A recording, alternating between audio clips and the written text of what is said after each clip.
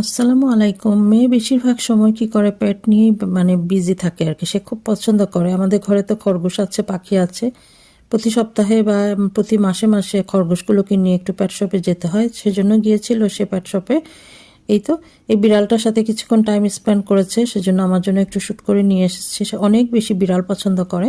আমার কাছে কেন জানি বিড়াল আবার অনেক ভয় লাগে। বিড়ালের চোখ কেন জানি আমি দেখতে পারি না, আমার কাছে ভালো লাগে না।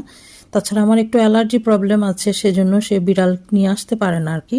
এই বিড়ালটা সে এত বেশি পছন্দ করেছে, বিড়ালটাও কিন্তু অনেক পছন্দ করেছে ওকে। এসব দেশে অনেক ধরনের সেফটি মেনটেন করতে হয় আর কি।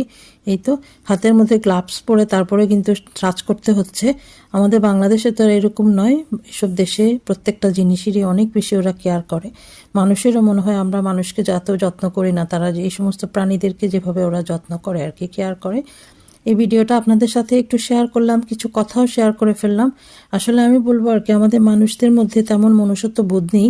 এই প্রাণীদের মধ্যে যে সমস্ত জিনিস আছে, আমার ঘরের খরগোশ এত সুন্দরভাবে কথা বুঝে, ডাকার সাথে সাথেই কিন্তু দৌড়ে চলে আসে। আমি আপনাদের সাথে শেয়ার করেছিলাম আমাদের পাখিগুলোও কিন্তু অনেক সুন্দর কথা বুঝে। আমি যখনই ওদেরকে বলি ঘুমিয়ে থাকার জন্য, আল্লাহ হাফেজ বলি, ওরা পুরো বুঝতে পারে যে আমি ওকে ঘুমিয়ে থাকার জন্য ওদেরকে বলছি আর কি। কারণ অনেক দিন ধরে তো আমার পাখি খরগোশ মাশাল্লাহ। আসলে এসব জিনিসের মায়া অনেক বেশি, এসব জিনিসের মায়া কাটানো যায় না। মানুষের মধ্যেও এত ধরনের মায়া নেই, এই সমস্ত প্রাণীর মধ্যে যে সমস্ত মায়া আছে আর কি।